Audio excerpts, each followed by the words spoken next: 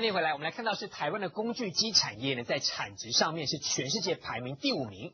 那么在去年签订 A 法之后，带动了整个国内投资的意愿。有厂商说，现在他们的订单是多到做不完。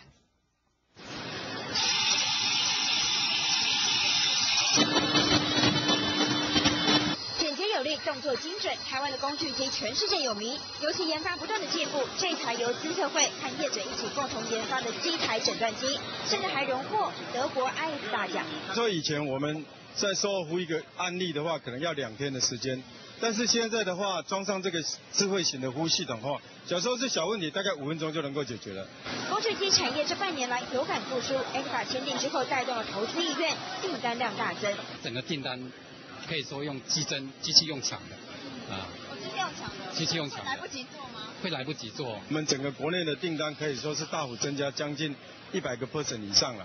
我们在去年是先加薪本薪5%，那在绩效奖金方面的话，一般所收到的绩效奖金都可以比去年高大概3成左右的一个绩效奖金。这一次在台北展出的工具机大展，参展的摊位爆量增加，5000多个摊位，928家厂商，是历年来最盛大的场面。